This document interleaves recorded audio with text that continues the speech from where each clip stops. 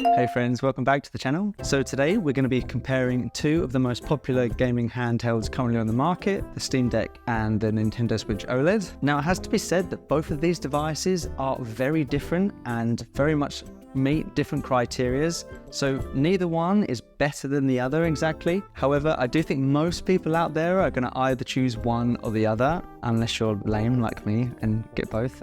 So today we're going to look at the pros and cons of both and try and figure out what one might be best for you.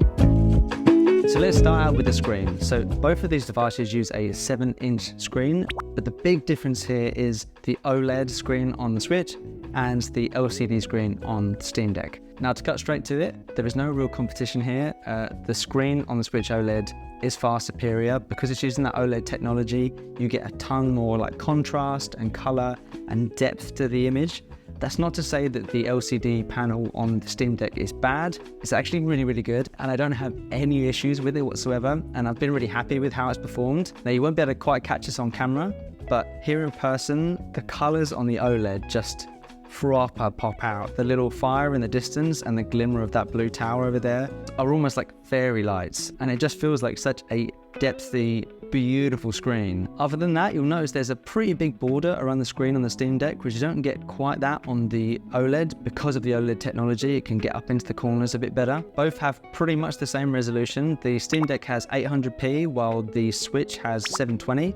The only real difference is the 800 is you get these like black bars at the top of the bottom. It doesn't mean that it's higher resolution. They both have the same pixel density. I think that's how you say it. Both of these have touchscreens that just work really well. Not that I use them too much. And both displays run up to 60 Hz too. So pretty clear winner here with the Switch OLED. In terms of speakers, again, it's a really clear winner. The Steam Deck is just far better. Although there's been considerable upgrades to the speakers on the OLED, it just cannot compete with the Steam Deck. You get a ton more loudness and bass and just a much thicker, more high quality sound coming from the speakers on here. And music and sound effects really just come to life on the Steam Deck more than the Switch. And I feel much more of a pull to you be wearing headphones while using the Switch. Next, let's talk a little bit about battery life. So again, clear winner here. The battery is far superior on the Switch. On the OLED, you're going to get a pretty solid 5 to 9 hours on most games. And to put that into perspective, Tears of the Kingdom, which is a very new, pretty demanding game as far as the Switch goes, lasts me for about 6 hours, which is super solid and I think more than anyone really needs. Whereas on the Steam Deck, we're going to get a much slower 1 hour and 50 minutes to 6 hours if you're playing a pretty undemanding game. And to put that into perspective, Elden Ring lasts about an hour and a half on here. But if you're playing slightly more like indie, less demanding games, say like Hades, I found that can last up to about 4 hours, 3.5 hours. And then moving towards more 2D games like Dead Cells, I found I could get about 5, maybe 6 hours on games like that. So just about across the board, the Switch wins this pretty easily. So now let's talk about ease of use. So another pretty clear winner here. The Switch is just going to be easier to use. It's obviously been designed in mind of, young kids and just a super wide audience. It is just pure plug and play. There really isn't any options to tinker with or things to configure. Although the Steam Deck, I do find is really, really easy to use. I think a lot of people have been put off with the idea that it's a PC. But SteamOS has done an insanely good job at simplifying the gaming PC kind of experience.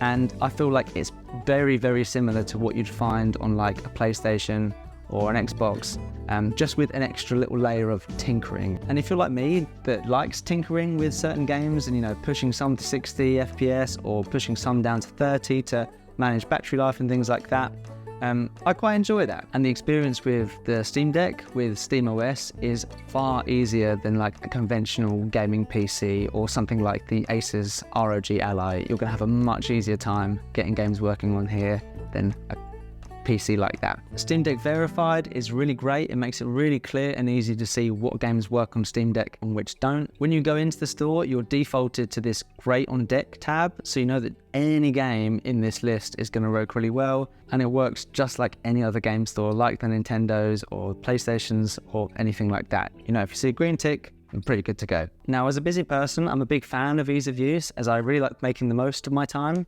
which is why I'm also a big fan of today's sponsor, Skillshare. Hi, do you like sick skills like this? Me too, and that's why I love Skillshare. Now, you've almost definitely heard of Skillshare before because they're famous for their high quality, engaging, relevant classes on all sorts of topics. And how do I know that to be true? Because I make Skillshare classes. If you didn't know, I'm a music teacher in real life, and I've spent the last couple of years teaching music production and theory and stuff like that on Skillshare. Even got some staff picks in some of those classes too. But let's say you're weird and you don't like music. Skillshare have classes on art, photography, video editing. I actually built this entire YouTube channel and all of my Skillshare classes after learning how to use Final Cut with Ali Abdal's Skillshare Final Cut class. And that's the thing, is it's not just creative classes, but career building ones too. Recently, I've been absolutely loving this class about productivity and time management, as I currently am juggling about 4 jobs. So learning how to really utilize my time well has been an absolute game changer in just being on top of things and getting things done. And that's the thing, I think for a lot of people, myself included, traditional careers don't quite fit. So being able to have a platform to really skill yourself up and learn about how to build a career for yourself that you're really interested in and you really love is absolutely sick. And one of the best things about this is the first 1,000 people to use the link in my description get a free month to all these sick classes. Make sure to go check it out. It is legitimately such a sick place to be, such a sick place to learn. And yeah, thank you Skillshare for sponsoring this video and helping me pay rent this month. Okay, back to the video. Okay, so let's move on to games. So this is a tricky one because the Steam Deck has a much larger library of games. The Steam store is the biggest game store there is, and there is such a huge library of games that work for the Steam Deck, including big AAA games like Spider-Man and God of War. And even if there isn't a game available in the Steam store, there's a pretty easy way around it. You can easily get like Epic Games on here or like Xbox Game Pass, and that's a big compelling factor that leans me more towards the Steam Deck. But it has to be said, the Switch's library of games is also incredibly good. Because of the popularity of the Switch, I think so many developers have been able to lean more into like creative, less demanding indie games like Katana Zero or Hades or Octopath Traveler. You know, not massive demanding games, but just really, really good ones. And awkwardly, out of the list of games that I've recommended over the last year for the Steam Deck, a big majority of them are also available on the Switch, which is kind of embarrassing. But it has to be said, those games are going to perform significantly better on the Steam Deck. Take, for example, one of my favorite games, Nier Automata, runs incredibly well on the Steam Deck, 60 FPS, medium settings, a pretty decent battery life out of it. And if you look here side by side compared to the Switch version, hopefully you'll see that there is a pretty stark difference in performance. And that's going to be pretty similar over quite a lot of games unless you're looking at more indie titles. And yeah, you probably already know this, but because of the Steam Deck's internals are considerably more powerful, they're a lot newer, 5 years newer. Games are going to run at higher frame rates, higher texture, higher quality, and are just going to be on a different level compared to the Switch. And there's obviously a ton of games that really take advantage of that, and it's really compelling to play games like Sekiro or Yakuza or Elden Ring running at pretty decent settings. Also, because the Steam Deck uses SSDs, it can often load and boot games far quicker than the Switch. But on the flip side, Nintendo has an absolute powerhouse of first-party games. Tears of the Kingdom being the obvious one at the minute. It's touted as being one of the best games ever made. Metroid Prime, Animal Crossing, Pikmin, Smash Bros, Mario Kart, you know, powerhouse games that everyone loves and everyone is fond of. But Mike, you can just emulate all those games on the Steam Deck, you idiot. Which is a really good point. Emulation on the Steam Deck is incredible. If there's any game you can think of, you can get it running on the Steam Deck. Even older Nintendo games like, say, Wind Waker, you cannot get on the Switch, but are available to you kind of on the Steam Deck. However, emulating isn't always the most straightforward procedure, especially for newer Switch games. Just the process of getting a hold of ROMs is a bit sketchy and a bit complicated and often illegal, which may not bother you at all, but for a lot of people, me included, it's just a bit of a time-consuming faff that I could do without, and that's a massive reason why I bought the Switch in the first place, being able to play those first-party Nintendo games without a ton of tinkering and downloading dodgy things, you know? And lastly, on the note of games, it's worth considering that games on the Steam Deck are, for the most part, going to be considerably cheaper than that on the Nintendo Store. Steam runs several really good sales throughout the year, and you can get a load of good games for really, really good prices. Nintendo has some pretty good sales as well, but a lot of their big hitting AAA games do tend to float around full price more or less forever. Although because the Switch uses cartridges, you obviously have the used market with the Switch, which is really great if you go to like CEX or those kind of like used places pretty often. So comfort and portability. So again, really stark one here. The comfort on the Steam Deck is far superior, whereas portability is going to be better on the Switch. Straight off the bat, you'll better tell that the Steam Deck is considerably bigger and considerably heavier too. The Steam Deck weighs 669 grams compared to the Switch, which runs at only 399 grams. So pretty big weight difference there, but despite that, the Steam Deck is still very comfortable, I think because it's got much more of like a grip to it. I don't feel like the weight really gives me like dead arms or anything like that.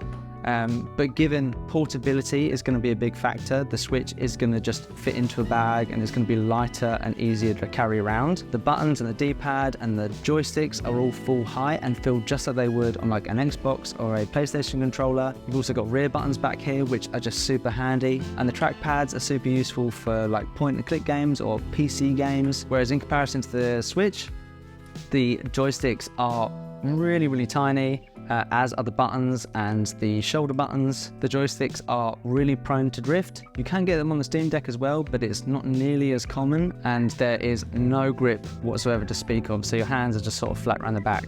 Now, I personally can't bear to play like this for longer than like 15 minutes.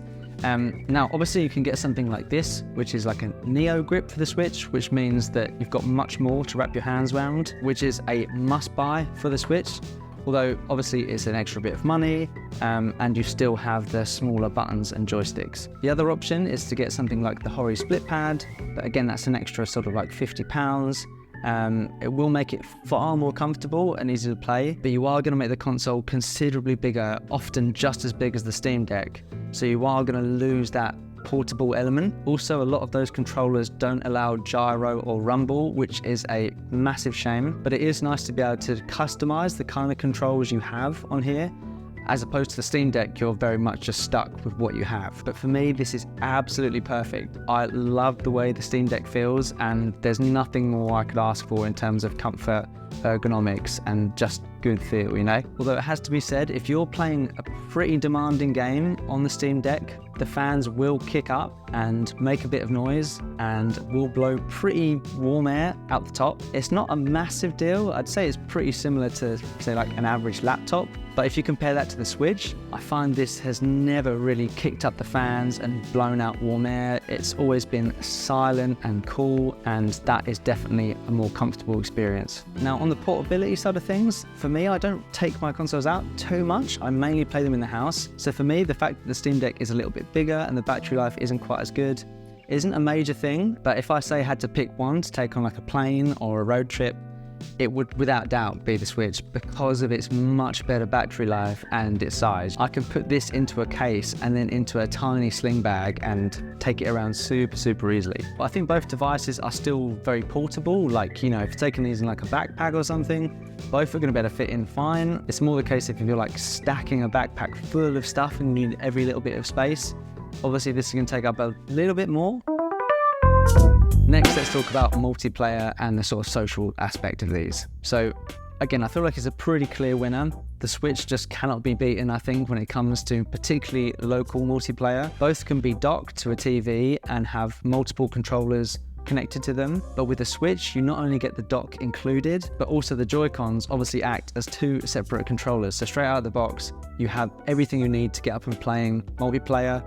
Whereas on the Steam Deck, you need to buy an external dock and then 2 other controllers at least to get playing multiplayer. Also, the Joy-Cons have just such a simple, easy to use layout, which is perfect for new gamers. And the whole experience of docking, removing the Joy-Cons and having it just all work really seamlessly is a big advantage over the Steam Deck. And again, it can be done with the Steam Deck, but having to connect 2 Bluetooth controllers and tinker with that, and sometimes Steam gets a little bit funny with 2 controllers, I found. And for the Switch, you've obviously got the kickstand, which if you're, say, like on a train or a plane, you can just kick out, remove those Joy-Cons and play with a friend really easily, whereas you can't quite do that with the Steam Deck unless you bring along 2 controllers and buy a stand. It just doesn't work as well. Also, arguably, some of the best multiplayer games ever made are Nintendo exclusives. Games like Mario Kart and Smash Bros. You will only find on the Switch. However, if you're more of a fan of online multiplayer, I said that's a pretty clear win for the Steam Deck, as you don't need an online subscription to play games, say like Halo, whereas on the Switch, you need a monthly subscription. I believe it's like £9 or £10 a month to access that online multiplayer side of things. So if you're into that, you're going to save a good bit of money with the Steam Deck. Now, the docking experience is a pretty big talking factor for these two as well. Now, this is a really tricky one because I'd say for games, the docking experience on the Switch is a good bit better. Everything just works. You don't have to do any configuring. You just plug the dock into your TV and you're away like any other console. The Steam Deck, you have to do a little bit of tinkering, I found. So before entering into a game, you'll need to choose your resolution, plug it into the dock, boot up the game, and then if it doesn't work quite well, you need to then come back out of the game, change the resolution, and then you'll need to configure the game settings depending on that new resolution on your TV. So it's totally fine, it's totally usable, but it is just a simplified process with the Switch. But on the flip side, the possibilities for docking the Steam Deck is huge. Obviously, this is a PC, so you can plug it in and use it like you would a laptop. And in fact, I've seen a lot of people replace their laptops or even PCs. The sky's really the limit with the amount of things you can do with the Steam Deck and the pure versatility of this thing. And if you're into mods or emulation or any of that kind of more pro gamery kind of stuff, the Steam Deck is absolutely sick for that. Also, it may sound obvious, but because the Steam Deck's so much more powerful, it's gonna just run games docked considerably better. Take Witcher, for example. You can run this at 1080p while docked compared to 720 on the Switch, and everything is just gonna look much, much better. And obviously when docked, you don't need to worry too much about battery life. Now, in terms of price, the Switch is a little bit cheaper, but I'd say the Steam Deck is still really compelling for what it is. And at the time of recording, the base model is currently on sale for less than the Switch OLED. My personal recommendation is the mid-tier if you can afford it. But if not, I think getting a good micro SD card and going with the lower tier version is also totally doable. But my recommendation for the OLED is to take a look at the used market. Because it's such an incredibly popular console, the used market is so oversaturated. Lots of people are selling these for way under £300 or dollars. I actually picked this OLED up basically brand new for only £200, and I see deals like that going on all the time. So to wrap this up, like I said earlier, there's not really a clear winner. However, if you asked me personally, if you had to pick one, what one would you pick? I would lean more towards the Steam Deck for me because I don't take it out and about too often. The battery life doesn't worry me too much. The comfort and the controls are just far superior. And that game library is just so compelling. The fact that I can play just about any game on here is absolutely sick. And being a bit of a nerd, I just enjoy the kind of extra bells and whistles that comes along with this. But I do just love both, man. Being able to play the Switch with friends is just unmatched, and the OLED screen is so stunning. I think if there's anything I could change about the Steam Deck, it would be to plop the OLED screen into here instead. But yeah, let me know what you think. Have you got one or both, or are you still considering between the two? It is a really tricky decision to make, but I think whatever one you go with, you're going to be really happy. Both these are just absolutely stellar. I absolutely love them both. But yeah, thank you so much for watching all the way through. I really hope this has helped you sway your decision. Please let me know if you end up picking up one of these and what one you went for. and I will see you very soon. Thanks so much. Catch you later.